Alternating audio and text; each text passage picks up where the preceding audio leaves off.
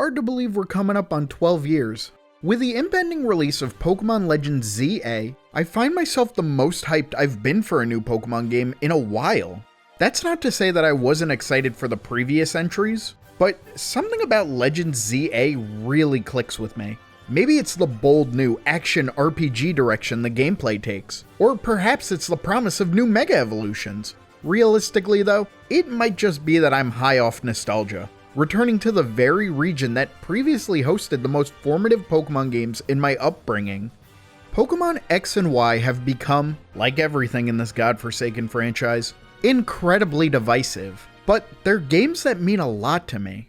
So, as we brace ourselves to experience the future of Kalos, it seems like the perfect time to reflect on the past. And rather than just regale you with tales from my increasingly deteriorating memory, I figure the best way would be to take another trip through the region, see just about everything it has to offer, and form a more complete opinion on this game. Hopefully one not so cluttered with personal memories and unfounded nostalgia biases. But hey, I'm only human. This is my Pokémon X and Y retrospective. Technically, I'm just playing through X. The beginning of X and Y is pretty standard Pokemon fare. We get the World of Pokemon speech from this tall drink of water, hello there. I picked the female playable character because I'm complicated, and the journey officially begins. Vanillville Town is your typical starting Pokemon town. Nothing grand or fancy as we get acquainted with our new friends Callum and Shauna, chat up the technology is epic guy, and try to take old Rhyhorn here for a joyride. Shh, he's sleepy. Now it's time to set out into the first route of our journey. Oh, this is already so exciting. If Vanillville is the typical starting town, Aquacord is the typical second town, with a makeshift Pokemon Center, shops, helpful tips from NPCs, and in a more atypical twist, our starter Pokemon.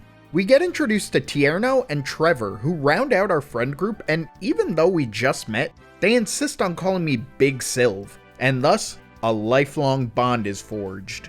I know a lot of people don't really care about or just outright despise the Kalos friend group, but I find them really dorky and endearing, and we'll talk about that more later. For now, we gotta pick our starter, and I went with the very same starter I chose during my first playthrough all those years ago. Oh sure, now Greninja's like the guy, but you had to be there back in 2013 when this screenshot leaked for the first time and everyone thought it was the ugliest guy ever designed. How far we've come. With Garen the Froakie by our side, we finish up the intro stuff, including a battle with Shauna, a heartfelt goodbye from our #1 supporter Rhyhorn, and a quick stop to buy some Pokeballs, where we get to hear a lovely French-themed rendition of the Pokemart theme. Now, you might be wondering why I'm going out of my way to buy Pokeballs when the catching tutorial is coming up and I'm about to receive some for free. I mean, it's not like I'm trying to complete the Pokedex. So I'm trying to complete the Pokedex. I've never actually finished a regional Pokedex in any game, and with my already completed Y save file for version exclusives, how hard could this be? Kalos is only home to 454 unique species. Oh! Well, all of that post-game grinding will give me time to catch up on some anime. Thank you, Pokemon X and Y. I've been meaning to start Serial Experiment Lane. Entering Santaloon Forest. Well, this is just Viridian Forest. Sure, Kanto isn't the only region to include a forest as its first major dungeon-like area, but I mean, this layout is exactly the same as Viridian, down to being able to catch all of the Viridian Forest staples. This is the first instance of this game directly referencing or giving special attention to something related to the first generation, and trust me, it's not gonna be the last. Personally, I can see why people feel Pokemon's first generation has a stranglehold over the entire franchise, something that really became apparent thanks to X and Y. It's a noticeable and valid criticism, but I grew up with a hand-me-down Game Boy Color, and the release of Fire Red and Leaf Green is a core memory in my brain. Those people the fandom make fun of for being so easily manipulated by the mere mention of Pokemon's original 151? That's me. Santaloon Forest does do a bit to set itself apart though. For example, Monkey. Giving the player access to so much type diversity before the first gym town is pretty standard now, but Gen 6 definitely started that trend. It's also cute how you take on your first new area with the homies, and there's so many little touches I really like. Tierno recklessly running in and getting caught in a Pokemon battle, Callum strategically taking an alternate path to avoid trainers, Shauna following and offering to heal you so she doesn't have to get involved with any fights. They not only act as unspoken hints towards traversing the overworld, but also subtly build on their characters. Trevor was probably also there. After the forest, the crew splits up on their own separate ways for now, allowing us to set our sights on the first gym battle, but not before almost getting mowed down by a skater girl. I suppose we will see her later, girl. I spend an hour on Route 3 looking for Dunsparce, only to find one in 5 minutes on Route 22. Pokemon is a cruel and fickle game. Route 22 is a more subtle throwback to Kanto, situating this game's Victory Road close to a starting location, which makes sense considering the region is one big circle. Do I have thoughts about that? Well, I guess we'll see as we go through the region. Notably on this route, we catch a Riolu nicknamed the Agenda, who proves himself in an epic mirror match. Before we can take on the gym leader, we have to show that we're good enough for her by defeating the aforementioned skater girl. Not sure if it's intentional, but this first stretch of gameplay leading up to the first gym is bookended with fights against Zigzagoon, and I think that's kinda neat. After the battle, we're bestowed our very own pair of roller skates to traverse the region in style. Now this is a game changer. Instead of locked 8-directional movement, we have access to a full range of motion. Obviously this was to be expected in the shift from 2D to 3D, but that doesn't change the fact that roller skating through these very Euro-inspired towns and cities is one of the coolest and chillest vibes I've ever experienced in a Pokemon game. It's understandable that you can't skate through tall grass, but soft forcing you to either walk or switch to the D-pad is lame and a bit annoying, though the sheer vibes really drown out the nitpicks for me. Time for the first gym, and one thing I really appreciate about the gyms in this game is that, for the most part, they play with the new third dimension in a way to create these really cool themes that weren't possible previously. With future games opting more for gym challenges or outright removing gyms entirely, X and Y remain as having the coolest gym puzzle layouts in the series in terms of theming, spectacle, and just enjoyability. Even the Santaloon gym, the first and most basic, has a great spiderweb theme that feels fully realized thanks to the new diagonal movement. First gym leader is Viola, bug-type specialist and a very talented photographer. She uses a lot of photography lingo in her dialogue, and it's very forced and awkward.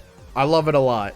It's a pretty easy gym battle, even if you get caught off guard by her Vivion's infestation. But it's fine, this is just the first one. Surely future gym battles will put up more of a challenge. Right? With the bug badge in hand, really, bug badge? That's the name we're sticking with? With the bug badge in hand, we set out for the next route and Lumiose City, but not before receiving quite possibly the single most divisive item in Pokemon history from Viola's sister Alexa, the EXP share. For the uninitiated, the EXP share started out as a hold item, causing experience points gained in battle to be split between the Pokemon that participated and the Pokemon holding the EXP share. In Gen 6 though, the EXP share is now a key item, giving the Pokemon that participate in battle 100% of the experience, and 50% of that will be distributed to each of the party Pokemon. On a purely conceptual level, I love the EXP share. It cuts out grinding time by passively giving EXP to the whole party. It makes it easier for newly caught Pokemon to catch up quickly. And the best part is you can turn it on or off. So even if you hate the EXP share and everything it stands for, it's totally optional in X and Y. The later games that make shared experience the standard though are another story for another day from hopefully another YouTuber.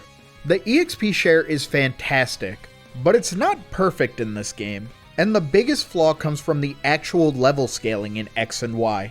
Trainers and wild Pokemon seem like they're more scaled for a game that doesn't have shared experience. So when you throw the EXP share into the mix, it leads to a pretty noticeably unbalanced adventure where you kinda steamroll everything. Granted, this could be avoided simply by turning the EXP share off, but it's so convenient that I personally would rather just be overleveled than feel pressured to manage EXP properly. My final point is that the EXP share, in both execution and discussion, is a mixed bag. And whatever your stance is on the matter, we should all just feel free to play the game however we want. That seems like a fairly reasonable statement that I know everyone will wholeheartedly and respectfully agree with. I did it. I solved Pokemon discourse. On Route 4 I caught Skitty. Lumiose City, here we come. As we approach the gate, we meet Professor Sycamore's assistants, Dexio and Cinna. When I first played this game, I paid these two no mind, but now having the hindsight of them returning to play a prominent role in Sun and Moon, I'm gonna give them a fair shot. Dexio explains the new fairy type, Cinna excitedly yells over him, and he blankly stares at her for a beat. X and Y keeps introducing dorks, and I'm afraid that I love all of them. Lumiose is the biggest and most memorable location in the game, but before we explore, let's pay the professor a visit. Professor Sycamore is pretty chill. I don't have too much to say about his character because the game doesn't give us much at this point. Not that personality really matters when you look like this and when he's about to give us a Kanto starter. Uh-oh, looks like more Kanto pandering. Shut up, dweeb. You're never gonna convince me that getting a free Bulbasaur is a bad thing. Let's go, Yggdrasil.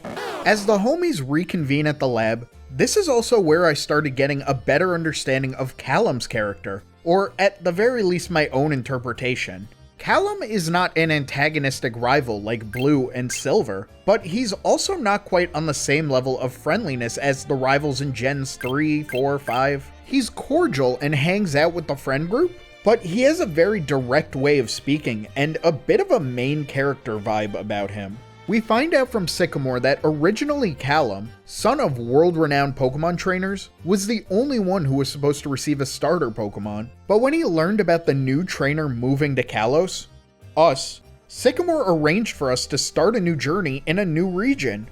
As Sycamore challenges us to a battle, Callum expresses mild resentment. When the homies reaffirm their goals, Callum states that being different makes him special, and mastering Mega Evolution will be how he stands out. Maybe I'm reading too much into stuff that's not there, but there is something there, right? In the lab, we also get introduced to the least conspicuous villain of all time, Lysander. I really wonder whether or not Lysander being the main antagonist was intended to be a twist. He definitely seems to be decent at this point, though his ramblings about preserving the beauty of the world, completely unprompted mind you, raise more than a couple red flags. Also, he looks like this. The flame-shaped hair and the dark ensemble wouldn't be too alarming on their own, but put them together and I'd be more disappointed if he was just an upstanding citizen. And while we're talking noteworthy character designs, we also meet Diantha, a famous actress who is also a Pokemon trainer in her off time. Knowing what her role in the game is, what the hell kind of filming schedule does she have? With all these introductions out of the way, we're free to explore Lumiose City, the Big Baguette as they call it. I can't wait to see Prism Tower. What do you mean there's a power outage? How come they get to go through? A good chunk of the city is blocked off for now. Boo! This does keep the city from being too overwhelming on a first visit, and since we have to come back later anyway, it leaves a lot of new stuff to explore once the city is back up and running. Plus, there's still some cool spots to check out, like the hair salon. Give me a fresh cut, G. The PR video studio is low-key really cool. You make these 10-second videos showcasing yourself and your Pokemon. It's a simple interface but gives a lot of creative expression. Originally, you would share these online to let other trainers know what you were about, but I'll be real, none of us cared about this back in the day. And looking back, it kind of feels like I missed out. You can even wear special makeup exclusive to video shoots, and you unlock the ability to change your contact color in the overworld after you make your first vid. With the online connectivity long since shut down, you do lose out on the whole social media aspect of this side feature, but it's a fun distraction that can help stoke creativity. Also, creating seconds-long videos with the hopes of reaching online virality in 2013? Why does that sound familiar? The only other major tourist spot we have access to right now is the Café Lena, a battle restaurant that serves food. It's notoriously consumable. It's a great spot to grind EXP and money if you so desire. Very nice. There's a stone shop that sells evolution stones, herbal medicine stores that sell healing items if you hate your Pokemon, office buildings where nobody seems to be working, fur-frou salons with attached puppy cafes, skidoo sleeping all over the city. I know none of this is actually important towards, like, anything, but it's such a great vibe. And if you don't slow down and explore every once in a while, you'll end up missing the guy who asks if you like it long or short. Making our way to Route 5, we meet one of the most important characters to X and Y's story, Mr. Bonding. It's bonding time, baby! Let's talk about O-Powers. Can we talk about O-Powers? I've been dying to talk about O-Powers. O-Powers are passive buffs you can activate that last for a few minutes. So far, we only have access to boosting our Pokemon's attack and defense, but by finding Mr. Bonding throughout the journey, we'll unlock many more, including EXP boosts, catch rate modifiers, increasing prize money from battles, making eggs hatch faster, and the more you use these O-Powers, the stronger they become. In a normal playthrough, you're most likely not going to need any of these. But for a freak like me who has a long and arduous grind ahead, it's so incredibly helpful. Back when this game still had online functionality, you could even share these powers with your friends. Or if you saw one of your friends had an active O-Power, you could just take it for yourself. We as a society have moved past O-Powers too quickly. Also, I'm pretty sure this Lucario wants to hang out with me, but maintaining the agenda is our top priority. Route 5 introduces one of Generation 6's new battle types, all of which are pretty mixed. In this case, horde battles. Sometimes when you're walking around, you might just get jumped by 5 little dudes. And cuz, ain't that just the way it is sometimes. Positives for horde battles. They're easy grinding spots if you have a move that can hit every Pokemon on the field. Horde Pokemon can spawn with their hidden ability. You can easily activate them with Honey or a Pokemon that knows Sweet Scent. And if you're into the competitive scene, they make EV training completely trivial, which is a bit unfortunate for the game that added an entire side mode that was supposed to make EV training trivial, but we'll talk more about that later. The biggest con, though, is actually catching the Pokemon in the hordes. You can only throw Pokeballs when there's one Mon left in the horde, and even though these Pokemon are weaker than the others you'll find on the route, having to defeat each of them one at a time gives the horde plenty of time to use status moves. To use an example from this very route, Scraggy can only be found as a horde encounter, and it knows Sand Attack. So you'll find yourself getting hit by multiple sand attacks in a turn, making you unable to land attacks and giving them more opportunity to lower your accuracy. And if you switch to a different Pokemon, you just have to hope they don't all just sand attack the new one as it comes in. Scraggy being based on delinquents makes this a really thematic and accurate battle. Oh, but it's not fun. This is really only an issue when catching. So unless you're filling the decks, catching specific team members, or EV training, hordes are just simply a thing that can happen sometimes, and that's almost a little interesting. Tierno challenges us to battle, and if your goal was to create the ultimate Pokemon dance crew, would you start with the crawfish? Route 5 leads us to Camphor Town, a small, quiet town that would end up rather forgettable, if not for its proximity to some of my most frequented spots in Kalos. Also, the music is just really soothing and nostalgic. Here we can meet Cassius, the punk who runs the entire region's PC system with an unprotected server. Lord have mercy, because I'm about to jack in. The main reason we're here, though, is to check out the Shabanow Castle and see if they have any knowledge that will help us uncover the Mega Evolution phenomenon. They've never heard of it. You know what they have heard of? This thick king that's blocking up the entire route. Now where have I seen this before? Oh sure, I'd love to help retrieve the Pokeflute from Parfum Palace, but you know what I'd rather be doing? An honest day's agriculture. Located south of the intersection between Camphor Town, Route 6, and Route 7 is a humble berry farm, bequeathed upon us by this guy. Berries have been a staple of the series since Generation 2, and growing berries has been around since Generation 3. But I think Generation 6 kind of perfected it. You can still find berries in the overworld that will respawn weekly, and you can pick some up in battle if you use the right move in the right environment. But if you want more quick, then don't be foul, pick up a trowel! The berry farm is a nice convenient location to harvest more crops and learn the sweet reward of good hard labor. And it's a surprisingly involved side activity too, with berries not just requiring watering, but weed removal and pest control. If you're having a difficult time finding some bug types in the wild, then growing berries might be the best way to lure them to you. You can blend berries together to make mulch that helps stimulate berry growth, Planting different berries next to each other can lead to mutations, yielding rarer, more powerful berries. Does anyone else think this part of the game is really neat, or am I just a weirdo? Don't answer that, we're going to the palace. Route 6's main claim to fame is fan favorite Pokemon Honedge. Really cool that the Ghost Sword is found so close to an area so ingrained in Kalos' royal history. And oh, would you look at that? It seems like sticking to the agenda is finally paying off. I used to hate Parfum Palace because I felt it dragged down the pacing of X and Y, but paying more attention to the dialogue this time, it's really funny how everyone hates the palace's owner. From staff, to tourists, to even his damn dog, not one single person cares about this nepo baby back bitch, and especially nowadays, that's more than a little cathartic. Even Shauna immediately calls him out for charging an entrance fee on what is otherwise a historical landmark. Well, Queen, why do people not like her?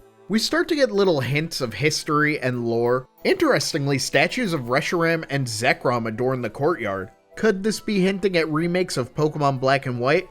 Only time will tell. After we find the Trust Fund's dog, we're treated to a lovely fireworks show. I'm not going to pretend this entire scene isn't cheesy as hell, but it's sweet and memorable nonetheless. We recover the Pokeflute, wake up Case, and continue on our merry way. Route 7 is one of the most stacked routes in the series. For starters, it houses the daycare, and a long straight road perfect for hatching eggs. If you are at all into competitive Pokemon in 2013, you know the spot all too well.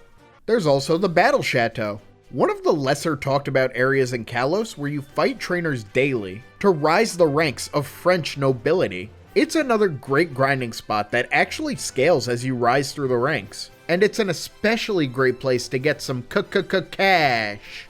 These rich yuppies are loaded, so slap on the amulet coin and the divine power gifted from Mr. Bonding, and you'll be making that sweet, sweet cheddar like the rat you are. Or should I say, Rattata. Oh man, Rattata's not in this region. As your rank grows, so too does your prestige, and you'll be able to invite gym leaders and later even Elite Four members to battle, all for the coveted role of Grand Duke or Grand Duchess. An honor only earned by a select few competitors and sought after by even fewer. I don't know if this is a hot take, but I'm of the belief that not every part of a Pokemon game needs to have some sort of big reward, especially if it's completely optional. Sometimes it's just nice to work towards something not a lot of people even know about. That's one of the purest joys of the Pokemon series. At the end of the route, we meet with Callum, Trevor, and Tierno. And Callum suggests a double battle, choosing to partner with us against the guy who's self-admittedly bad at battling, and a nerd who only cares about the Pokedex. I think Callum might be a bully. Connecting Cave is hardly a dungeon, but it does have Axew. We're not even at the second gym yet, and they're already throwing dragon types at us. Also, Whismur can be found here. I like this guy. Route 8 is our first foray into the coastal side of Kalos, which has its own Pokedex to fill out. How exciting! Let's see what the first coastal mon we encounter will be.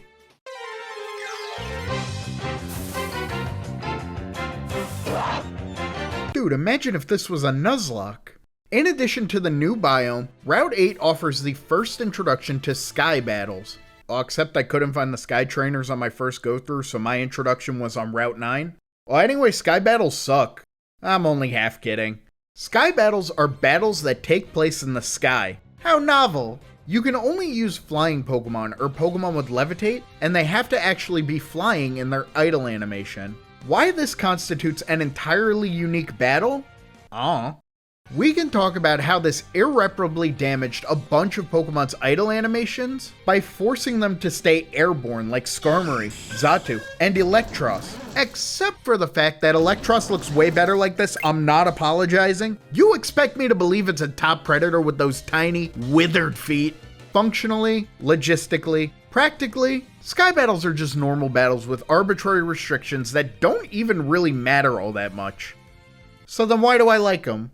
I don't know, it's neat that this region has these trainers that are really dedicated to a super niche, probably unofficial battling style and are eager to invite new trainers to participate. It's hard for me not to be endeared by that, and with only one flying Pokemon on my team, this became a cool little side adventure uniquely personal to one of my core team members. Have I introduced Marco yet? This is Marco. I caught him on Route 2 as a fletchling with the intent of replacing him for Charmander, only to get cold feet and pick up Old Reliable instead. So now he's just kinda sticking around for the journey. Because of that, Sky Battles give him his own domain where he can rule. It's like his own set of trials throughout the adventure, especially not being able to fall back on the other grounded teammates. And that always hyped me up whenever I encountered a new Sky Trainer. And these battles can be tricky too, since these trainers are specifically built to excel against flying opponents. As an overall battle style like double, triple, or rotation battles, Sky Battles aren't even close to being in the conversation. But just as a thing that exists in Pokemon X and Y, I think it's neat. Amber Town marks our next stop. A cool coastal mountain town that really celebrates the environment with its two major attractions. An aquarium that doesn't have any Pokemon, and the Fossil Research Lab, which is currently out of commission because the lab assistant took a lunch break in a nearby cave without telling anyone. Oh man, does Amber Town suck? Not quite. This is where we get the Old Rod, allowing our quest to catch them all to finally take to the seas. Of course, the only guy we can catch for now in the seas of scenic coastal Kalos is... You know what, maybe Amber Town does suck. Since the Fossil Lab Assistant is our only Mega Evolution lead so far, that makes our next destination Glittering Cave on Route 9. The path is rugged and spiky, so the only way to cross is on the back of Rhyhorn. Oh, it's a good thing we prepared for this at the start of our journey. Otherwise, we might not be able to handle this majestic beast. Hey, quick question. Why do they call it Rhyhorn? When you Rhyhorn when you ride on the path, Rhyhorn out the path, when you ride on the... You Rhyhorn, occasionally Rhyhorn will step on a guy's neck, and for some reason that's my problem. If you're looking for a cool electric type, Helioptile can be found here and can learn water moves to deal with ground types. Pretty great if you ask me. Like Connecting Cave, Glittering Cave is almost a proper dungeon. Although it's more of a linear path with some branching dead ends. Instead of Pokemon appearing normally, they'll instead wait down these forks to jump scare you. Because there's nothing scarier than the moon. Glittering Cave hosts our first run-in with Team Flare, the villainous team in Kalos. And they're, you know, red. More of a scarlet, really. Wait, do you think that was foreshadowing? Team Flare is one of the weaker evil teams, which is saying a lot considering evil teams are always kinda lame until the story's climax. The biggest issue at this point is a lack of motivation. Their goals are undefined, which of course is a setup for a big reveal later. But just making them superficial and obsessed with style, I guess it's a little entertaining, kind of, not really. If anything, it's Callum who steals the show here. I really like how he takes Sycamore's words to heart, accepting that everyone has their own means of happiness. But as soon as that happiness threatens others, he's ready to throw hands. Or should I say throw balls? You know what, let's stick with throw hands. Also, getting introduced to the main villains in a cave where you have to choose between two fossils? We'll talk about Team Flare again, and again, and again, but just know that their introduction? Kind of a wet fart. We save the assistant that didn't even realize he was in a hostage situation, and get the choice between the Jaw and Sail fossils. I picked the Jaw fossil, of course, because reviving it back at the lab gets me Tyrunt. I don't know how or why it took 6 generations to get a dedicated T-Rex Pokemon, but the one we got is incredibly sick, so I'm not complaining. I nickname her Diaz, and she joins the party as the sole female of the crew. Considering that 4 out of my 5 core team members so far have a 7-to-1 male to female ratio, this was a great stroke of luck, and I wouldn't trade my sweet baby girl for the world. We also get the Aerodactylite, which is cool and all, but where am I gonna find a flying prehistoric predator in this region? Well, alright then. The coastal side of Route 8 nets a handy little dowsing machine, allowing us to find hidden items in the overworld. So much has happened so far that it's hard to believe that we're only just now coming up on our second gym city. Solage City is a really cool cliffside city, and would you believe it? The 10,000th visitor gets a free bicycle, and we just so happen to be the 10,000th first visitor. We get a bike anyway. Is anyone else not really a fan of the bike in Pokemon games, or am I just a suboptimal freak? What can I say? I love the skates. There's a family who's really interested in the GTS trade system. Do you think they know? Speaking of trades, in the Pokemon Center, this guy will trade you a Steelix for your love disc. We're making it out like a damn bandit. They're calling it the greatest theft in human history. Forget about all that boring stuff though. Lumiose City has the Kalos region's first real boutique. One that sells more than just hats and doesn't turn us away at the door for being woefully rizless. With our new casual look, we meet the gym leader Grant, who gives us the strength to carry on in this mortal coil and tells us to meet him at the gym. Though the Lumiose gym beckons us, we can actually explore the next route right now. Route 10 is a location stuck in history and shrouded in mystery. Yo, bars? It's filled with these unexplainable stone formations that might have ties to the Great Kalos War, or they might just be rocks. I'm no historian, I'm just a guy who loves adventure.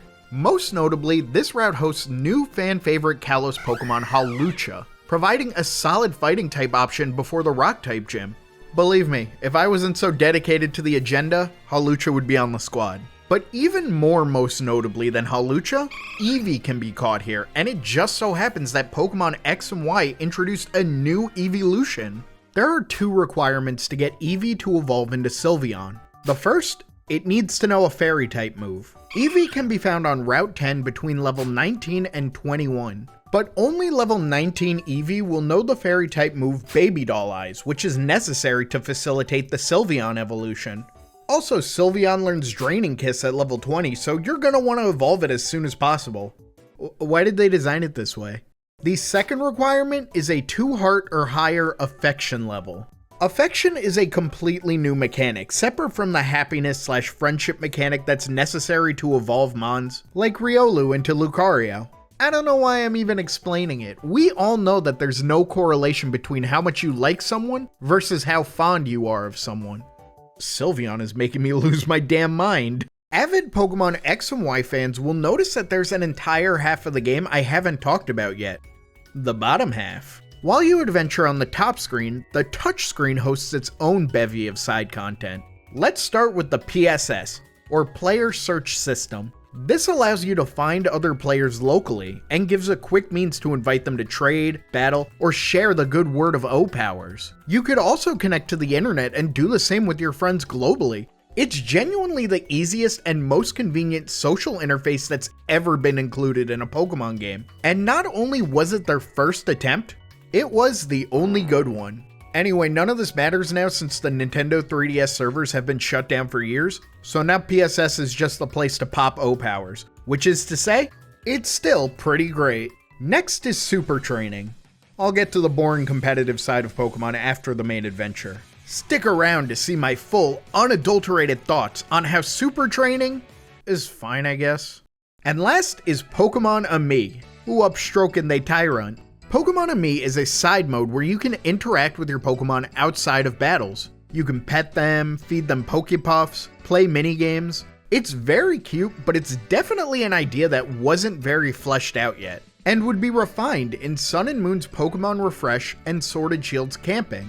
Even though this mode feels limited, if you have a favorite Mon in X and Y, you're bound to get some serotonin just seeing them be a little cutie patootie. Unless your favorite is Slugma, you're gonna have a bad time. The easiest way to raise affection is to pet your Pokemon, with the hearts they fire off indicating the level being raised. Or, you could feed them tasty treats. Eat too much, and you'll get sick. Pokepuffs are pretty rich. Can I sing that? Am I gonna get copyright claimed? Once that happens, you'll have to burn those calories off in one of the Pokemon Ami minigames. Clearing these minigames gives you some more high-end Pokepuffs for even greater affection. But aside from evolving Eevee, what does affection even do? At affection level 2, Pokemon will receive boosted experience. At level 3, they might survive hits with 1 HP, with the game saying they toughed it out so you wouldn't feel sad. I didn't hear no bell! Level 4 gives Mons the chance to shake off status conditions, and a maximum level 5 lets them dodge attacks. So, affection just makes the game easier, right? Well, yeah, but that's not a bad thing. Its benefits are locked behind a side mode that you never have to interact with. Plus, actually getting to level 5 does take a lot of effort and a lot of keepy-uppy, so you should be rewarded for your efforts. And that reward, the bond between trainer and Pokemon to reflect in battle, with some truly hype moments of your Pokemon hanging on just for you and landing that final hit. This is the closest the games have gotten to replicating the anime's battles and plot armor. And as an optional little side thing, I'm here for it. I didn't go all the way though. I just settled for level 2 affection to evolve Ripple. You know, Ripple, like the star. It'll be a cold day in hell when I don't force Kirby 64 into my videos. After evolving Ripple though, I started worrying that my other team members would get jealous that I gave so much extra attention to the new guy. So I got them all up to level 2 affection as well. This gave me a gateway into their personalities. Diaz's excitability, Marco's energy, Garen's laid-back demeanor outside of battle, Yggdrasil's protection over his bud, and the agenda's reserved facade. Yeah, way to aura farm while eating a cupcake, dude. You're not fooling anyone. Back to our regularly scheduled story, Solage Gym is one of the most memorable gyms in Kalos, which is saying a lot considering its competition. It's not super extravagant, but it just makes sense, you know? Grant is a rock-type specialist and an avid rock climber, so the gym is one big rock climbing course. Simple, but very effective. And it even has a seating area to just sit and watch the falls. Gotta say, the vibes? Pretty gosh darn epic. And Grant using both of the new fossil mons makes for a memorable team that can be quite challenging. Oh, if you don't have 2 fully evolved dogs. Technically 3 if you count the one I got inside me. Now that we have the strength to move forward, it's time to move backwards. We can push this boulder in Connecting Cave, making an easy shortcut back to Route 7, and more importantly, the berry farm. I usually just say morning, because if it was a good morning, I'd be farming berries. Following the Solage Gym battle, Team Flare seems to be investigating Route 10 for some reason.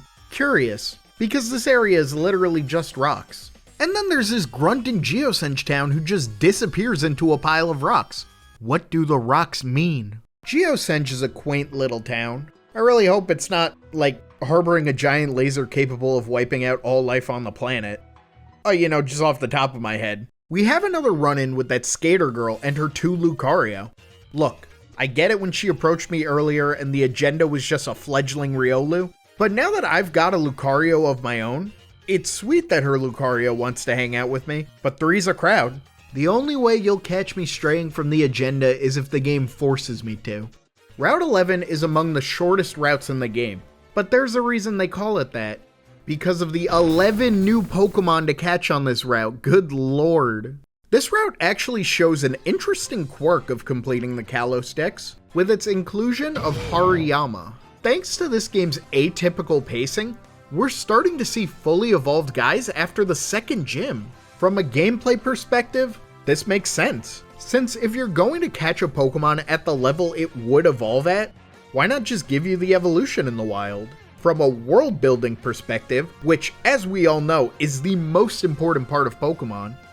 What do you mean Makuhita is in the Kalos Pokedex when I can't find it in the Kalos region? For almost all players, this doesn't matter.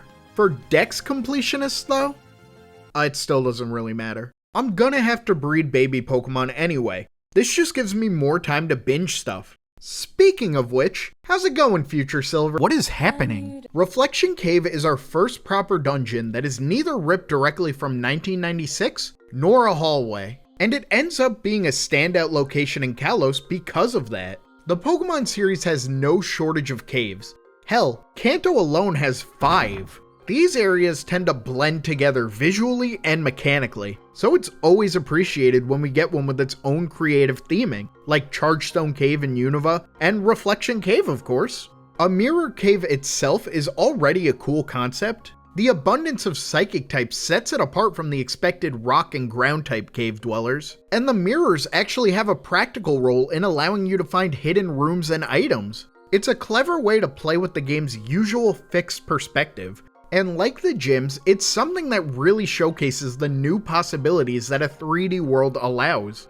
I wouldn't have minded if this cave was even longer, but as is, it's one of my favorite sections of Kalos. Making our way to Lumiose City, the homies lead us to the Tower of Mastery, a historic Kalos landmark that specializes in Mega Evolution. We meet the Mega Evolution guru and his granddaughter, the skater with the clingy Lucario.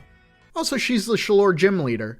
Hey, didn't I beat you already? Where's my badge? While we don't learn the intricacies and lore behind Mega Evolution, we begin to understand the mechanics that make Mega Evolution possible. A Mega Stone for the Pokemon, a Mega Ring for the trainer, and a strong bond between the two.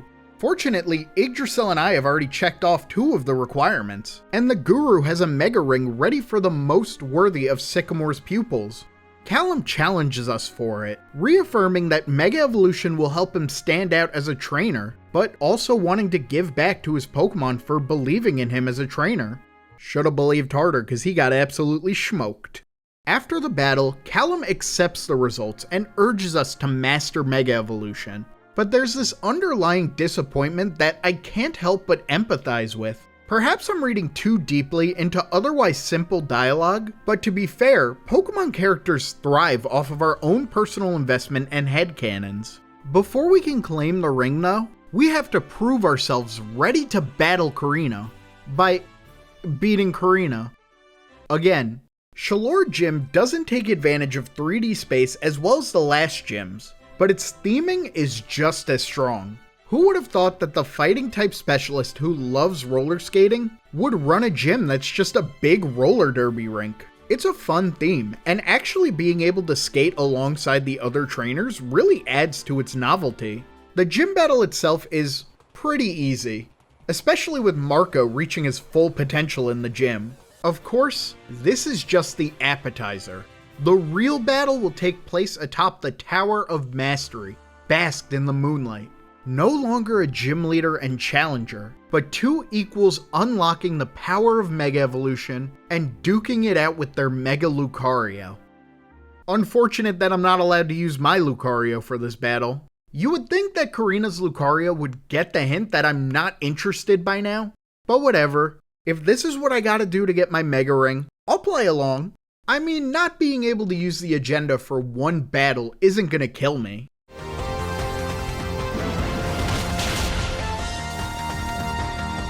Oh, you see, this is what happens when you try to stray from the agenda. The demon disguises itself with the code of the righteous. I would leave this absolute fraud on the tower if I could. The only reason I'm even allowing it to fester in the PC box is so I can give its drip to someone actually worthy. Well, I guess it's time to talk about Mega Evolution, huh? Mega Evolution is cool. There's no doubting that. The designs are cool, using them in battle is cool. The fact that they give you one of the most overcooked ones for free is cool. It's just very, very cool. Now that being said, there has been critique over the implementation in X and Y's main game. It's obviously another huge power boost that lets you steamroll enemy trainers even more than you're already able to. Just like the EXP share though, using Mega Evolution in battles outside of its introduction is completely optional. So this is very much a non-issue. The bigger, more common criticism is that you only get a few Mega Stones in the main story, and there are even fewer opposing trainers who use Mega Evolution themselves. And I get it. Giving the player more options and having stronger opponents to fight seems like just a straight up improvement. But, and this might be my hottest take for the video, I don't really agree with those critiques. And that's because those changes to make Mega Evolution more common and frequent go completely against the game's story and lore. What makes Mega Evolution most interesting to me aren't the new designs or the power boost, but the mystery and intrigue surrounding them. A huge part of the journey Sycamore sends you on is to learn more about the phenomenon, because even with this research, it's still so unknown. Some people in Kalos talk about Mega Evolution like a myth, while others are fully unfamiliar with the concept. Even the Mega Evolution guru doesn't fully understand it, and when a group of 5 goofballs show up with the express mission of uncovering the mystery by experiencing it firsthand, they only have one Mega Ring to give out. Mega Evolution isn't ingrained in the region's culture like Z-moves, Dynamax, or Terastallization. It's supposed to be this rare occurrence that makes the protagonist special. Your rival outright says as much. So to have a game's story revolve around the undiscovered, only to suddenly start giving out Mega Stones and having more trainers openly using Mega Evolution, it just seems very counterintuitive and detracts from what is easily the most intriguing and story relevant of these generational battle gimmicks. Maybe that's more of an indictment on the game's story, but for what it's worth, Mega Evolution's role in the story is one of the most compelling parts to me. I wouldn't want to give that up just to give Wulfric a Mega Abomasnow that doesn't actually make his gym battle any harder than the absolute wash it already is. Same case with the Elite Four. You'd be adding style at the expense of the substance that's been built literally since the game began. It's very likely that a game that puts more of an emphasis on Mega Evolution in its gameplay while keeping the mystique to the story would make for a better overall experience. In fact, we'll probably know if that's the case very soon. My final point on the subject, Mega Evolution is cool, and I really like the way it's handled in Pokémon X and Y. If you disagree, that's totally fine too. Just remember Sycamore's words. Accept the ways of living and thinking that sometimes conflict with your own, and think about what's really important. Getting back on track, now that we have the Shalour Gym Badge, we can ride that Surf. And if you have Lapras use Surf, you can ride Lapras in the overworld instead of an ambiguous aquatic blob. I'm choosing to believe this is a reference to Gen 2, and no one can stop me. This lets us reach Azure Bay, a small archipelago where an old man will give us the Ampharocyte, and we'll find the totally empty Sea Spirit's Den. Wow, Azure Bay also holds the only Sky Trainer I lost to. Bro parafused me on turn 2 and got like 4 Charge Beam boosts. What's a girl to do under these conditions? Like the Phoenix he is though, Marco humiliated them in the run back, and everything was all gravy, baby. Since we can surf across Route 12 now, we can also visit the Skidoo Ranch and ride that Skidoo. Look at this animation of hopping on Skidoo. I didn't speed that up in post, that's what it looks like in the game. Skidoo quickly proves to be the strongest form of transportation in the verse, moving faster than the bike, having an innate cloaking ability that prevents trainer battles, and most impressively, making short work of those godforsaken ledges. There's a reason this is the only route you can ride Skidoo. Anywhere else and it would destroy the fabric of game design itself. Coumarine City has a monorail, which automatically gives it the title of the best city in Pokémon X and Y. Look, I don't make the rules, I just simply ride the monorail. Oh hey, it's Sycamore! What's up, dude? I just waxed poetic on your philosophy to shield myself from internet comments. It almost certainly didn't work. Sycamore congratulates us for earning our Mega Ring and continues questioning the phenomenon itself, and why it only appears in the Kalos region. It might seem crazy what I'm about to say. Diantha, oh yeah, by the way, region-renowned actress Diantha is just casually chilling at the monorail station in full attire. What an icon. Diantha connects Mega Evolution to Kalos' legendary Pokemon, and then talks about how she always tries to focus on the similarities between herself and the characters she plays, to better understand each other and forge a bond. All this woman did was spit wisdom and serve cunt, and everyone hated her for it. Outside the Coumarine Gym, Callum challenges us to another battle already, this time requesting to see Mega Evolution in battle. As the people pleaser I am, I naturally oblige by stomping him with Mega Venusaur, leaving him to question why, despite having the same starting point, I ended up so much stronger. I know I've been talking more about Callum in this video than anyone ever has in the entire Pokemon community, but I'm gonna do it again because he fascinates me. Callum reminds me a lot of Hop from Sword and Shield in the sense that they're typical rival characters in gameplay, but character-wise they serve more as deconstructions of the archetype. What happens when the character meant to be an equal contender realizes that you keep beating them with little effort? It's a concept that just makes sense in a long-running series that always includes a rival. And though I prefer Hop's character and execution of this idea, I appreciate Callum for being that starting point, expanding on that familiar, friendly rival character without totally deviating from it like an N or a Silver. Hey, that's me. I've always found myself writing off Callum as one of the least interesting Pokemon rivals, but here I am, continuing to find reasons to yap about him. I imagine Serena's role is more or less the same, not too sure though, as you'll never catch me playing Pokemon as a boy. Speaking of things I won't stop yapping about, Coumarine's gym is yet another great gym design. being modeled off a giant birch tree with vines you use to climb and swing your way to the top. Very fitting of its gym leader, the sweet old gardener Ramos. I can only hope that he lives long enough to see Mega Victory Bell. Another gym badge in hand, we set off for Route 13 and receive a holo clip from Lysander, congratulating our ability to use Mega Evolution and trying to indoctrinate us to his mindset of creating a new, beautiful world. Little does he know, I'm already following my own agenda, and it's stronger than ever. Dexio and Cinna catch up to unlock the Kalos Mountain Pokédex for us, and as we take our first step into the mountainous side of Kalos' sprawling land, we're greeted to the worst area in the game. I don't know if Route 13 is infamous, but it definitely should be. Desert routes in general are usually annoying in Pokemon games due to the sandstorms dealing constant chip damage, but Route 13 manages to be more obnoxious without that. The strong winds make roller skating inconsistent. The bike is completely useless on sand. And instead of normally encountering wild Pokemon, encounters take the form of dust clouds that chase after you and can't be avoided with repels. On top of that, 2 of the 3 possible encounters have the chance to have Arena Trap as an ability, preventing you from running away unless you're using a flying or ghost type. This route pretty much succeeds in every possible way to piss me off. Mercifully, this next section of plot takes place indoors, as Team Flare has taken over the Kalos power plant. One of the hostages takes this opportunity to sell marked up water bottles, truly exposing mankind's greatest sin. This time, we actually know what Team Flare is after. They're siphoning energy to power some kind of device, and they've even enlisted Mr. Worldwide to ensure the plan goes off without a hitch. We're introduced to the first Team Flare scientist, Aliana. The way the game presents these scientists is a bit weird.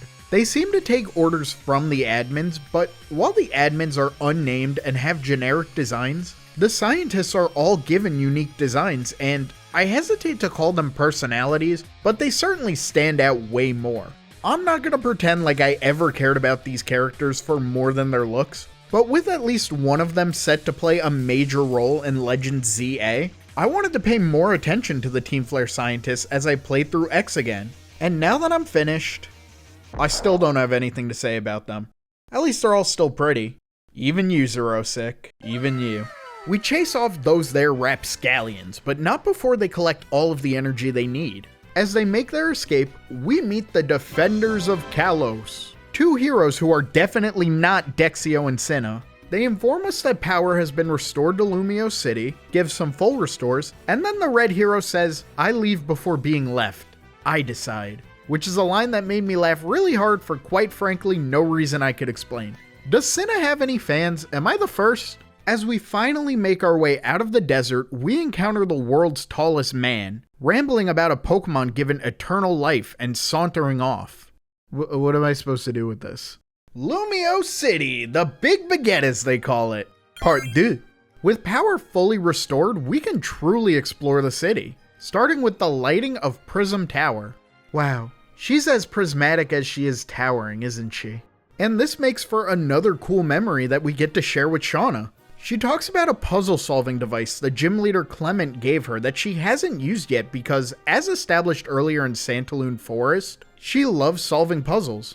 This will become incredibly relevant later. Before we challenge Clement though, we're free to explore all of Lumiose City, except for the parts we're still too destitute to step inside. I'm not even asking for a saving the city discount, just let me try on a trench coat. The North Boulevard is home to many noteworthy sights and stops. The Hotel Richissime, pardon my French, I do not speak it. We can stay the night to raise our Pokemon's Pokemon Ami affection, or pick up part-time work for cash. The Lumiose Museum of Art holds both art of the Kalos region and references to previous Pokemon games. We can take a Go-Goat street tour, check out the high-end restaurants. We could pop into this office space that was rented out as a new branch of Kanto's fighting dojo, but has to pass itself off as a dance studio to attract clients. That's so bizarre and specific. And in that very same building,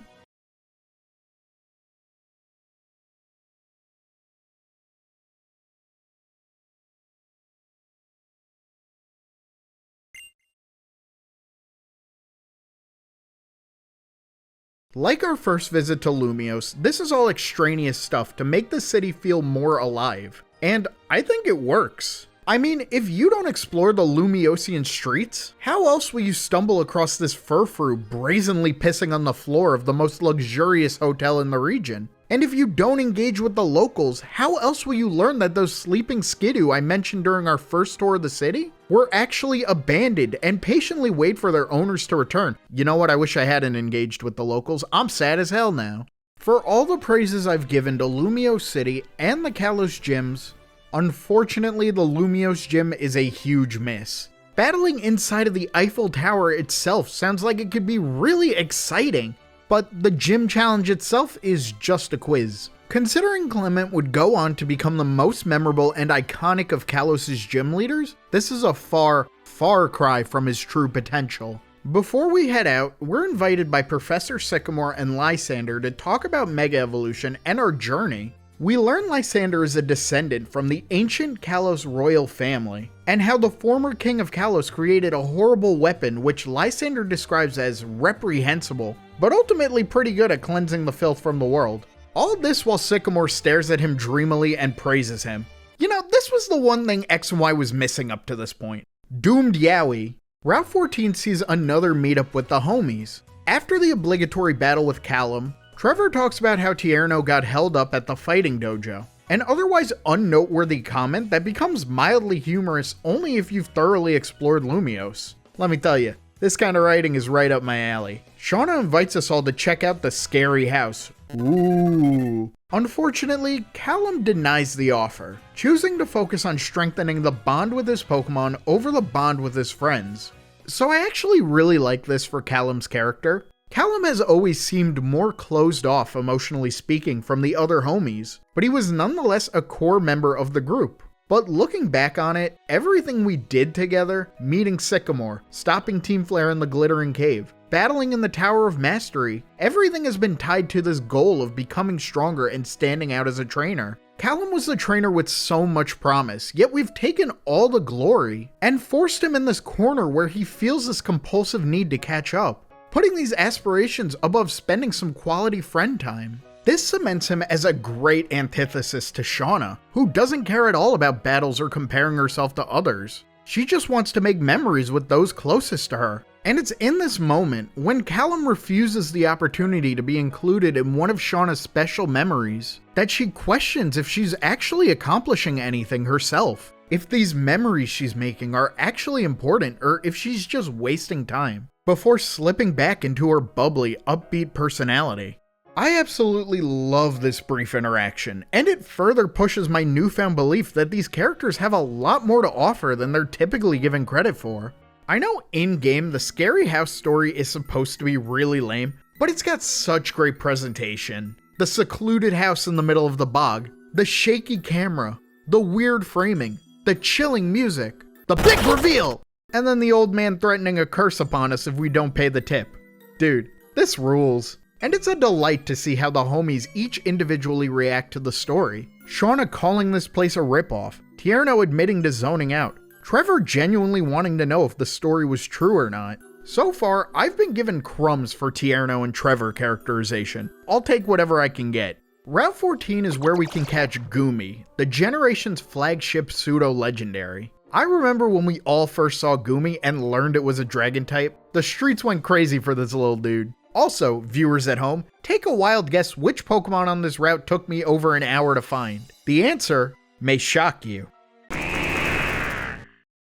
Did you know Ekans spelled backwards is cum? Lumiose City first and foremost features a new boutique, so you know we have to update the fit. It's got warm autumnal colors, and the moss-covered buildings give it a real hidden village and nature vibe, perfectly fitting the location of the fairy-type gym, built directly into a giant tree. Before we check that out though, we can pick up the Gengarite. With Haunter catchable on Route 14 and trades more convenient than ever thanks to the PSS, at least they were, you can rock through the rest of the journey with another one of the most absolutely overcooked megas for very little effort. X and Y truly is the game that keeps on giving. After the disappointment that was Lumiose City's gym, the Lumiose City gym might just be my absolute favorite gym in the entire series. The Warp Pad puzzle immediately brings Sabrina's gym to mind. I told you so. But the theme of the first ever fairy-type gym being a giant magic dollhouse where you warp from room to room and battle the most beautiful women you've ever seen? Dude, it doesn't get more peak than this. You know how people will often talk about which Pokemon city they want to live in? Forget the city, I just want to live in the Levere Gym. Despite being the first fairy-type gym leader and having a design that looks like this, I feel Valerie is a really underrated character. She's a fashion designer, a former model, she's wearing 33 pounds of clothes, and keeps staring with them big ol' eyes. Not to mention, we both love Sylveon. I love a good mirror match, especially when my son comes out on top. After the gym, the homies invite us to check out the Pokeball factory. How exciting! I hope I'm not interrupting another hostage situation.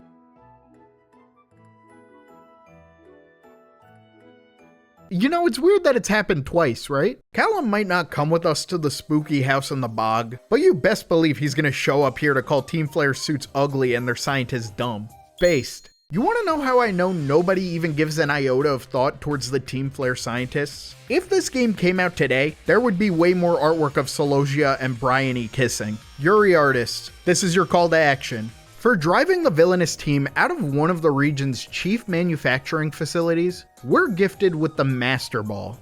Hey, wait a minute! Route 15 continues the autumnal vibes, with items and trainers hiding themselves in piles of leaves. Among the many fall weather friends you can find here, like Scott the Waz, the newly introduced Klefki acts as a great litmus test to see if someone has any shred of whimsy left in their cynical heart. They pick up the keys, what a magical fellow. Dendemil Town sees another brief run-in with Sycamore and the one that's not Cinna. Sycamore spits some lore about the legendary Pokemon Xerneas and dips. Thanks, Professor. Aside from that, Dendemil Town's only real claim to fame is housing the Move Deleter and the Move Reminder. The latter being especially important because Greninja's moves are cheeks. Look at my Frogadier's level up moveset, dog. I'm going to jail. Before we progress the plot, we can go back to Route 15, which directly connects to Route 16 and loops back to Lumiose City. Route 16 has another Kalos darling I'm quite fond of, Pumpkaboo. Pumpkaboo comes in 4 different sizes, each one having slightly different stats, and the supersized Pumpkaboo is incredibly rare. Conceptually, it's so nice. You're literally going out and picking the best pumpkin for you. And if that's too delightful for you, you can also find Phantump here, who allegedly carries the soul of a deceased child. How the hell does a theory like that even begin in universe? Split between Route 15 and 16 is the Lost Hotel. A really cool idea for a location that unfortunately doesn't quite live up to that potential. It makes sense for the abandoned ruins of a worn down hotel to not really offer anything noteworthy aside from some punks and the occasional bomb. I just would have preferred if this was more of a proper dungeon. Though, this place is the official hangout of the legendary roller skater Twirling Whirlwind, and by impressing him with the skating skills we learned from Lumiose City's promising upstarts, he'll teach us the greatest move for our Trictionary, the Cosmic Flip. Route 17 can only be traversed by Mamoswine, who is currently undergoing an emotional crisis. And you know what? Valid. The distress is coming from Frost Cavern, so it's up to us to find out what's going on, alongside Trevor. Of the homie squad, Trevor was, how do I put this? The dork, the dweeb, the loser. He didn't have anything close to the level of depth or potential I found in Callum or Shauna, and unlike Tierno, he's not even all that funny. It's neat that his goal is to complete the Pokédex, but that goal is never given any focus, and neither was his personality or character. Frost Cavern, though, is the perfect spot for him to shine on his own. It's an otherwise out-of-the-way location that he visits specifically to fill out his decks. And once we find Team Flare back on their BS, Callum isn't there to take the lead and the spotlight. It's actually Trevor himself who brazenly confronts Team Flare, and although they attack us, Trevor holds his ground and helps battle in spite of his lack of skill. Of course, it's up to us to take down the lead scientist Mabel, whose animations show her as being more energetic and manic than the other scientists. It's pretty clear to see why she was the one who was given the bigger role in Legends Z-A, and I'm really interested to see where her admittedly non-existent character goes in the future. Yet again, we drive Team Flare away. And Trevor opens up about his own fear, but needing to be bold in order to help protect the Abomasnow Team Flare was attacking. Trevor is not a deep or complex character by any means, but the ability to act in the face of fear is admirable and so relatable. Nice work, kid. You beat the loser allegations, but you'll always be our dork. For our efforts, Abomasnow bequeaths us the Abomasite, and we're free to progress forward to Route 17 now that we helped Mamoswine's buddy. Not sure about you guys, but all this ice and snow and frost talk has got me craving ice cream.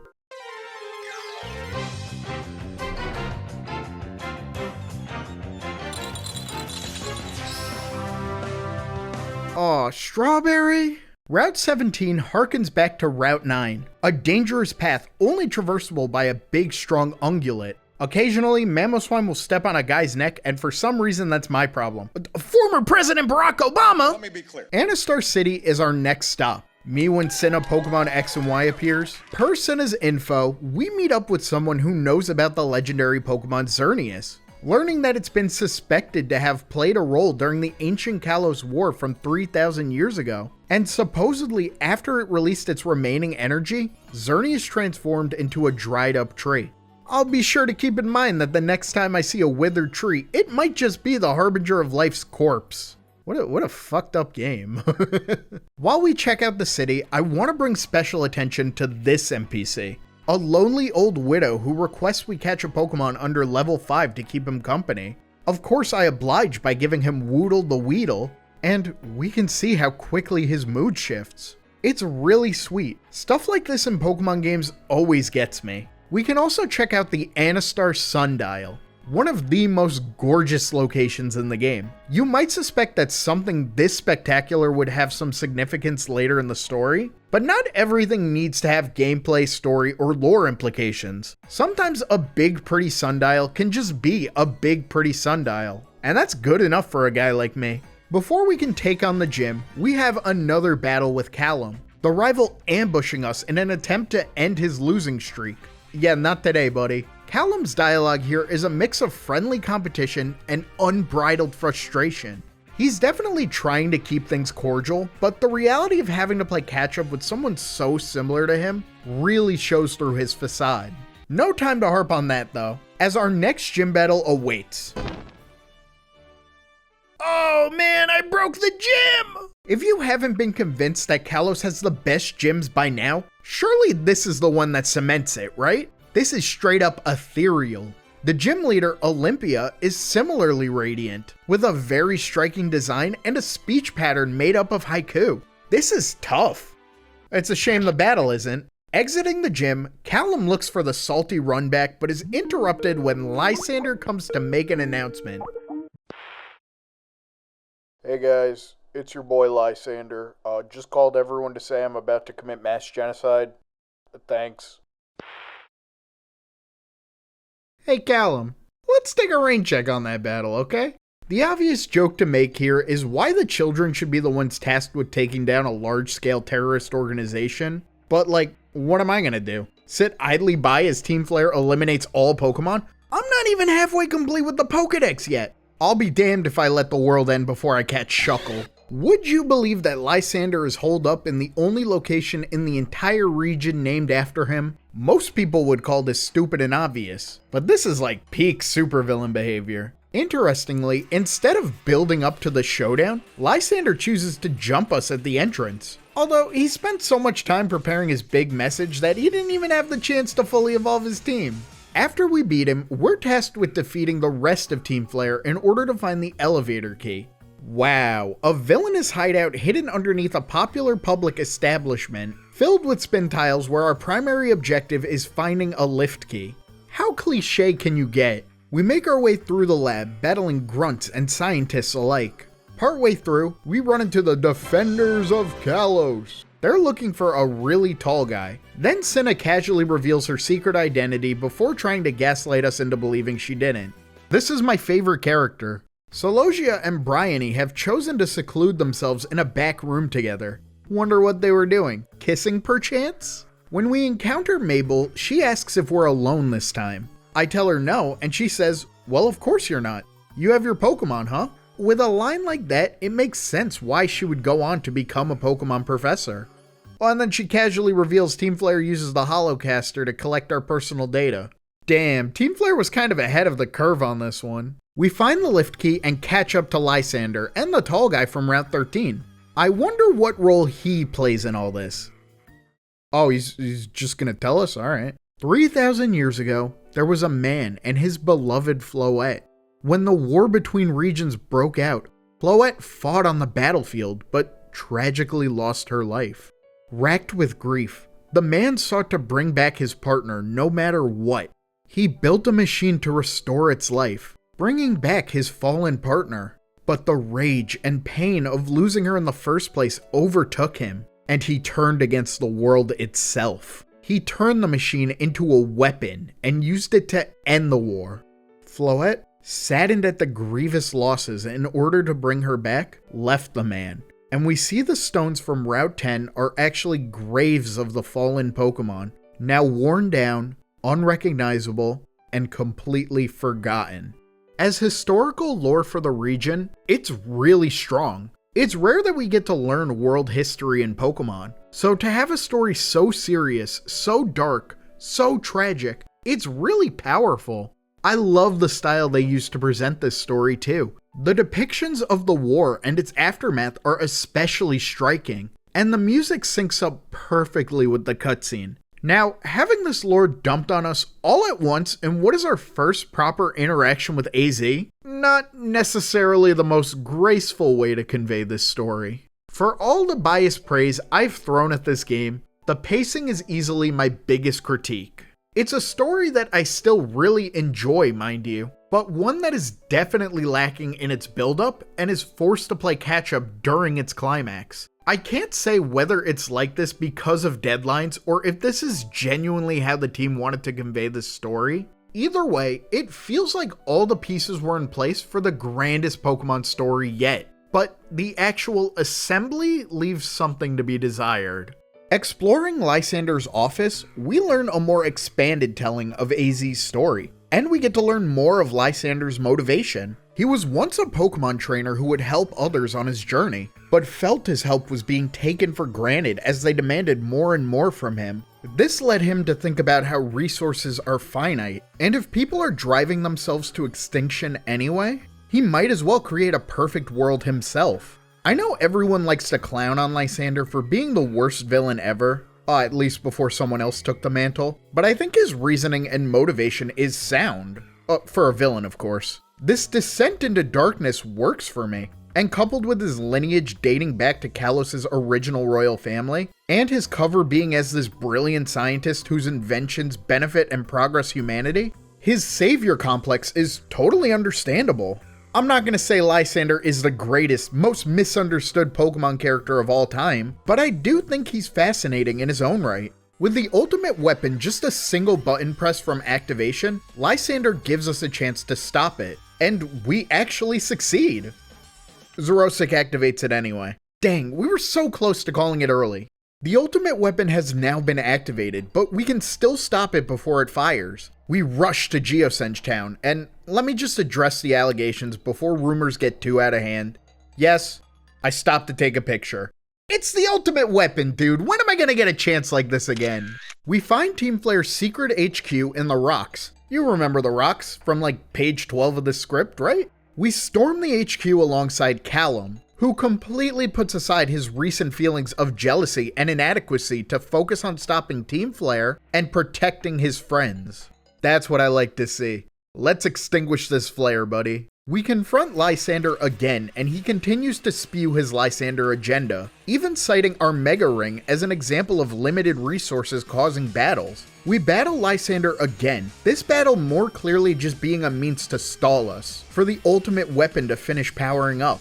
We're not giving up yet though, so Callum and I rush to the lower level. Along the way, Shauna joins the raid. Callum initially panicked over her sudden appearance in such a high-stakes situation, and Shauna is remorseful, but stands by her values that friends need to stick together.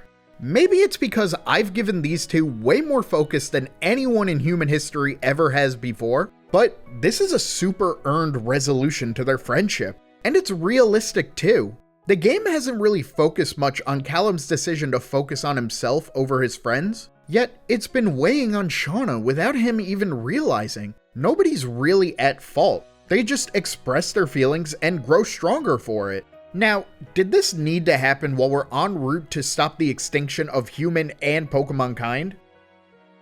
Oh yes, obviously, because this adds Shauna into the fold. And when we approach an electronically locked door with no means to get past it, Shauna is able to use the puzzle-solving device she mentioned Clement built her way back in Lumiose. It actually works and breaks after a single use, meaning Shauna's belief in friendship and her love for puzzles that stopped her from actually using the device before this point have single-handedly saved the world. God bless this young woman. With the weapon's power source within reach, we're forced to battle 4 nameless admins. Incredible. I think the easiest fix for this is to swap these guys for the 4 lady scientists in Lysander Labs. This would give Xerosic's sole spotlight in the lab, and give the ladies a more memorable final confrontation. But whatever, we beat them all the same. Approach the power source and watch in awe and amazement as the legendary Pokemon Xerneas is reborn. I mean, this Pokedex isn't gonna fill itself. Mission complete. The ultimate weapon is stopped, Xerneas is now my best friend, and we've all grown as people from this experience. Well, not all of us. Of course Lysander wouldn't accept defeat, and he challenges us to reclaim Xerneas one last time. This time using Mega Evolution himself. Dude, have you had that this whole time? I used to think this development was stupid and hypocritical. Lysander specifically calls out our battle for the Mega Ring as an example of humanity's folly, and then goes and uses one himself. Yes, it is hypocritical, but that's why I think it works. Lysander has been pushed to a point where he feels the only way to achieve his utopian dream is to stoop to the level of those he thinks himself to be so far above. Before this battle even begins, Lysander has already lost. As the homies push for the goodness of humanity, Lysander is too far gone. His philosophy has been challenged, his plan has been foiled, and his dream has been shattered. Yet he still chooses to finish things his own way. Using the last of Xerneas' energy stored in the ultimate weapon, Lysander decides to fire it in the hopes of cursing us all with eternal life, dooming us to watch the predicted world's downfall alongside him. Thankfully, we all escape before the weapon goes off, and when it does, the only things it destroys are itself and Lysander, the man who wished to eliminate humankind to save it, only eliminating himself. It's poetic. But it just doesn't hit the same as when the 7-year-old kills him in the anime. So, that does it for Team Flare. Being perfectly honest, they're one of the weakest villainous teams in Pokemon. They're unmemorable, uninteresting, unremarkable for so much of the adventure, only to suddenly crescendo with Lysander's big reveal that, let's be perfectly clear, nobody saw coming. When we get to the point where their potential seems to be realized, it's snuffed out as quickly as it picks up. I definitely believe Lysander is a very interesting character and a solid villain as is. And with more focused writing and tighter pacing, Team Flare could have gone down as one of the best villainous teams. Though that potential is there, and in some ways even fulfilled by Lysander, overall, they leave me kind of unsatisfied. Sitting in the aftermath of Team Flare, literally, there's nothing we can really do now except pick up our journey through the region. Route 18 introduces a brand new battle type, Inverse Battles, where the type chart is completely inverted. Fire is super effective against water, electric is resisted by flying. It's a really cool and novel concept, albeit one that's introduced really late into the game and can't be played in multiplayer. Still, it's a neat daily challenge that can net some cool rewards like berries and evolution stones. Route 18 is also the location of Terminus Cave, a more traditional cave-like dungeon that is entirely optional but holds some noteworthy TMs, items, and Pokemon, including Noibat, the pre-evolved form of Noivern, who was one of the coolest and most sought-after new Pokemon in the lead-up to X and Y's release. There is actually one more new Pokemon we can catch here, but we'll have to come back later for it. And I know it's been on everyone's mind since I brought it up earlier, so let me just confirm, I caught Shuckle. If the world ended now, I would have no regrets. Curryway Town is a very forgettable stopping point, aside from a meetup with Professor Sycamore, who has to now reconcile with the events of Team Flare's scheme. As Lysander's close friend, he wanted Lysander to lead everything to greater heights, and now feels responsible that he couldn't help Lysander realize that. This is getting a bit too depressing and heavy for a Pokemon game. How about we just have a battle instead? Sycamore praises our growth and heads off to finish preparations for an upcoming surprise for us. Before he leaves though, he challenges us to find his hidden treasure in town, which I definitely did find and didn't forget about right after being told and won't have to find it during the postgame. Route 19 is a rather eventful route, kicking off with the last Sky Trainer in the game. Marco and I have managed to conquer the skies with little effort, mostly little effort, but I knew this would be our toughest challenge yet. Sky Trainer Sarah has an Aerodactyl. Even with the massive level gap, a single rock move will easily ground Marco. And though Marco's newly learned Steel Wing can hit for super effective damage, it's not enough for the one-hit KO. Winning this battle would come down to either Aerodactyl missing its rock move or Marco getting a lucky crit with Steel Wing, neither of which feel particularly satisfying for the battle that will cement Marco as the king of the sky. So, how can I beat Aerodactyl without resorting to dumb luck? The solution came to me during a particularly good morning.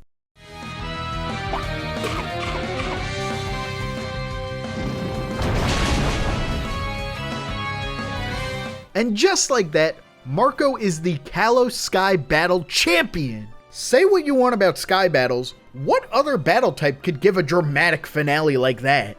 As we cross the final bridge to Snowbell City, Shauna of all people challenges us to a battle. For someone who self-proclaimedly doesn't really care for battling or training Pokemon, having a fully evolved pseudo-legendary Pokemon is no small feat. Tierno and Trevor catch up and challenge us as well. And as we defeat them all, we all reminisce on our journey. Tierno thinks that he wouldn't still be dancing if we didn't stop Team Flare, so this battle was meant as a thank you to get to know us better. Trevor reflects on his loss, showing his growth throughout the journey into a more emboldened young man. Even Callum gets a shout out, currently training with the Mega Evolution Guru, but continuing to hold these bonds close while he's away. And lastly, Shauna, who expresses how happy her journey has made her. Meeting new friends, visiting places, making wonderful memories, it's everything she wanted. The homies will still show up in the postgame, but this is such a sweet way to wrap up their individual stories. I know they're not the deepest or most memorable Pokemon characters, but I really found myself getting attached to them this playthrough. So yeah, this moment hit me in the feels. What of it? I love these dorks, and I'll keep loving these dorks even during my time away from this game. Snowbell City is home to the final gym, although we can't challenge the gym leader yet since he's currently out. There's a new boutique though, so you know we need to change into what will be our champion Drip. Exploring the city, we find a trainer who will trade Bisharp for Jigglypuff. They're calling it the second greatest theft in human history, and a veteran trainer who is old friends with Lysander, who describes his entire goal and mindset as suffering. For as much as Lysander wanted to save the world, it's ironic that he needed to be saved just as badly. The gym leader is said to be out in the Winding Woods, officially known as Route 20. Route 20 isn't so much a dungeon as it is Pokemon's version of the Lost Woods, with looping paths, a maze-like design, and a big stupid owl that keeps showing up. At the heart of the route is the Pokemon Village, a sanctuary for abused Pokemon overseen by Wulfric, the Snowbell City gym leader. For the Pokemon world to feel truly alive, you kinda have to address the harsh reality of topics like animal abuse. It's just really great that a place like this exists for these Pokemon. Oh my god, is that Zoroark? Ice-type gyms in Pokemon always include the same ice sliding puzzle, so it's nice for the Snowbell gym to mix things up with a really unique puzzle of rotating the floors to create a path to Wulfric. I hesitate to trust the safety and structural integrity of a building like this, but if the last gyms can have magic and the endless vacuum of space, I guess this isn't so bad in the grand scheme. Wulfric is one of the most underwhelming final gym leaders, but that's almost by design. Wulfric even says this himself. He might be the most challenging opponent or a total pushover, very representative of the ice type itself. Of course, he was a total cakewalk for me, and I'm pretty sure everyone else who has ever played this game, but he's still a chill old dude who spits wisdom, takes care of abused Pokemon, and looks like this. Take the gym battle out of the equation, and this is like the single coolest Pokemon trainer ever. Was that pun intended? Feel free to discuss in the comments below. Oh, and like and subscribe if you haven't already. I haven't said that yet. It's probably too late. I don't know who's still watching. Now that we have all 8 gym badges in hand, there's nowhere to go but the Pokemon League. Route 21 has some strong endgame encounters like Scyther and Dragonair, as well as some of my all-time favorites, Ursaring and Spinda. Damn, you got the whole squad tripping on mescaline. I don't know. This route connects back to Route 22, creating a full circle to the start of our journey as we cross the threshold into Victory Road. You would think by now I would have formed some kind of opinion on the circular design of the region's map, but I haven't. Victory Roads throughout the Pokemon series are a mixed bag. On the one hand, you have essentially a gauntlet of some tough battles that really test your skills as a trainer. On the other hand, they're typically visually bland and test the player's patience by seeing how many HMs they're willing to fit on their main team members. Look at the Agenda's moveset, dude. One ghost type and I'm cooked. Oh no, bro. Kalos' Victory Road is definitely one of the more creative ones, alternating between interior and exterior of the cave with a ruined castle aesthetic. It does a great job at making this home stretch feel epic, as you battle strong trainers and fend off wild Pokemon from the skies like... Is this seriously the first time we've seen Fearow? About halfway through Victory Road, we run into our old pal Callum. He gets all philosophical on the Team Flare debacle and challenges us to a battle. Not to win, but to see how we and our Pokemon think and feel. This time, he takes his loss in stride and reconciles with his emotions. Our similarities made him view us as someone to beat, but that commonality also flourished into a treasured friendship. Callum renews our rivalry, gives us encouragement for the upcoming Pokemon League bout, and then bids us farewell for the final time. I'm not sure if I brought it up in this video yet, but in case I haven't, Callum was a surprising standout for me this playthrough. The story they weave with him, starting as a friendly competitor to someone who succumbs and hyper-focuses on their feelings of inadequacy, so tunnel-visioned on a goal that it takes the literal end of the world for them to snap out of it and reevaluate what's most important. I'm not going to say Callum is one of the greatest characters in fiction, or even in Pokemon, but he's one that I found myself really empathizing with.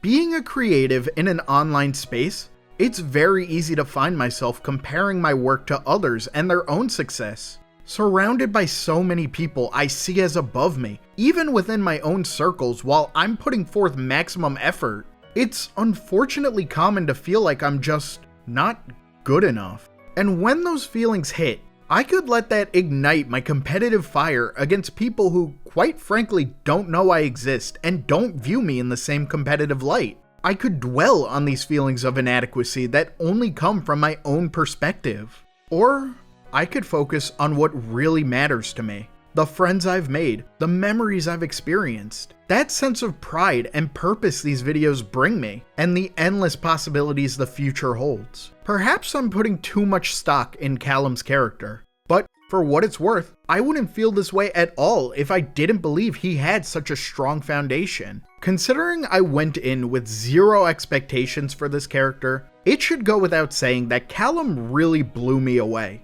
And I feel confident calling him one of my favorite Pokemon characters now.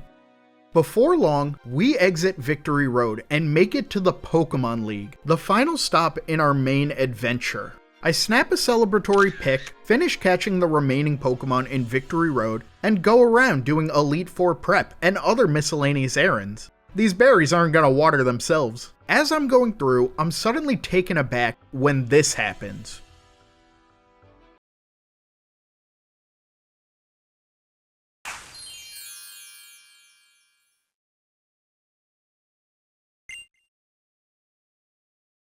It's now midnight, August 12th, my birthday. It's a very sweet celebration that I completely forgot about. And then, all of a sudden, the Pokemon Center lady says, I hope this will be a wonderful year for you. And I start to spiral. When I look back on my year, I've made new friends. I've grown as a content creator. I've watched some of my closest friends get married. I've truly experienced a lot of great things that I'm truly grateful for.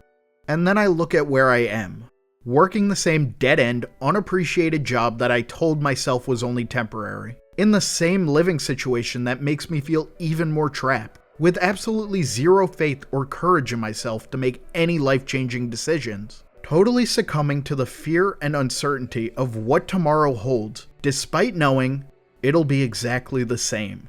As much as I love making videos, and I truly have grown this channel, I'm nowhere close to making this a career for myself. And even if I think I can, I don't have the guts to make that a reality. I can focus on all of the amazing stuff I've experienced and accomplished, but the creeping thought that always looms in the back of my head has burst to the surface again. Did I waste my last year? And will I waste the next year?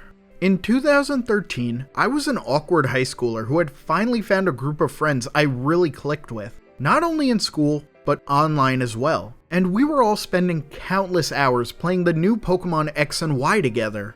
When I think of these games, more than the story, region, even the new Pokémon, that's what I think about. The days and nights of multi-battles, shiny hunting, wonder trading, breeding Pokemon, and grinding until I went silent in the Skype call because I had passed out on my basement floor. As cringe as it sounds, Pokémon X represented my idea of true freedom, community, waking up and just finding something new and exciting to do. It was an escape from a reality that I didn't know I needed an escape from yet. A reality I wish I could escape now. But I can't. 12 years have gone by since this game first came out. Most of the friends I made thanks to this game have drifted away. Every shred of communication this game had is inaccessible now. Those core memories I held so strongly have become distant recollections. I'm about to beat Pokémon X, one of the most important games I've ever played, on my birthday. And I don't know if I should be happy. With the team prepped and my existential dread suppressed, it's time to take on the Elite Four. Entering the Kalos League halls, we're greeted by Malva, and it only feels right to battle her first. This is definitely the flashiest Pokemon League. You can very easily see why this one made its way into Smash. Diaz and Garen make quick work of her fire types. So next it's on to Wickstrom, a chivalrous knight and steel-type specialist who gets melted and smashed by Marco and the Agenda. That is, until Aegislash came in. Dude was working Marco with the King Shield, so we switched to Garen to clean things up. This is like the only battle in the game that gave me some kind of struggle, so good on you, Wickstrom. Am I weird, or is Dresna one of the most attractive Pokemon characters ever designed? I wonder if my dad's still watching this video. Diaz takes down Dragalge, and the rest of her dragons fall to Ripple. Last is Seabold, a chef who considers cooking and Pokemon battles a form of fleeting artwork. Very poignant stuff to think about as Yggdrasil runs through his team of water types. Mega evolving and hitting Barbaracle with a frenzy plant that I'm pretty sure straight up killed it. At long last, it's time to face the champion, the only trainer that stands between us and the end of our journey. And as to be expected, it's the baddest bitch in the region. I'll be completely honest. I wish I could stand here and give you an entire explanation of why Diantha deserves more appreciation, but I just can't. She's cool, she has a great design, she had this air of mystery, but she just doesn't appear enough for me to feel anything about this confrontation other than, oh, that's neat. We have not seen anything from her since Comarine City, and if you want to know just how long ago in the video that was, then skip to this timestamp. In terms of atmosphere though, this is a champion battle through and through. Look at this room, listen to that music, check out Diantha's theme of Kalos All-Stars valiantly anchored by Mega Gardevoir. She's strong, but we're stronger.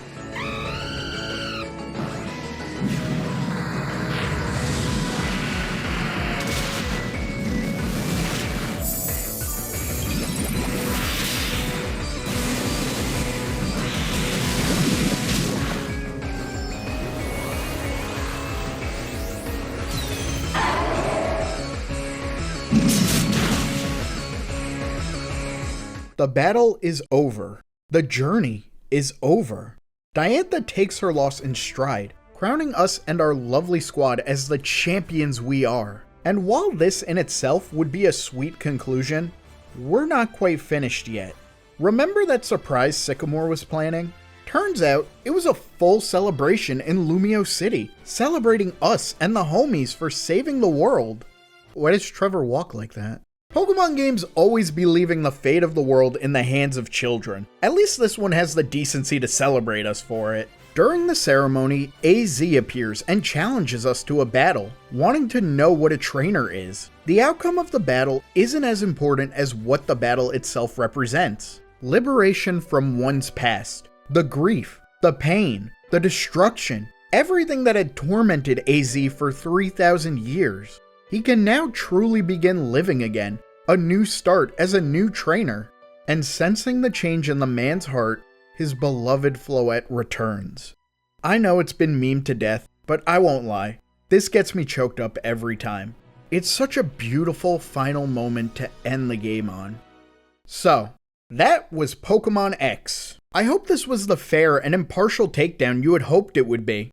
Oh, who am I kidding? I love this game. I went into this game with rose-tinted glasses and manipulated everything to push the narrative that this game rocks. And you were none the wiser. That was my truest agenda. In all seriousness, Pokemon X and Y are not perfect. They're not even my favorite Pokemon games, but they are the ones that have the most sentimental value to me. Replaying them reminded me why that was the case. The sheer level of variance in terms of how you choose to play the game, from the amount of unique Pokemon available on the journey to optional difficulty modifiers. There's a real sense of freedom to this game that isn't as pronounced as the Pokemon games that came before it.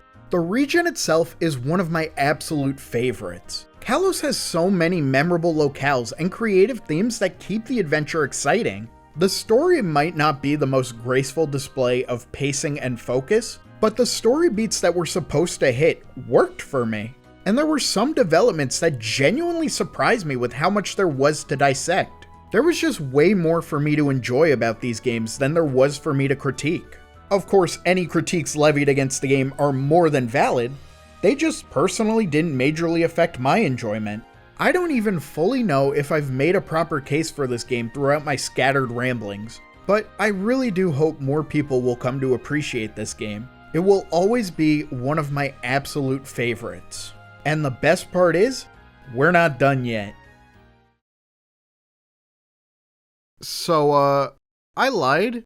This was originally supposed to be the part where I talk about the post-game of Pokémon X. Kill Lumiose City, Friend Safari, the Battle Maison, Super Training, finding the Megastones, catching legendaries, and, most unfortunately, the Looker Bureau and the journey of completing the Pokédex.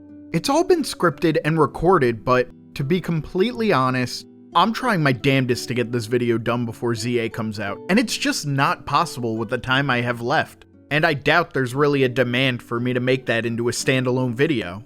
Maybe I'll chronicle my journey to complete the Pokédex, but for now, I hope you enjoyed hearing me ramble. Sorry I couldn't ramble for a bit longer.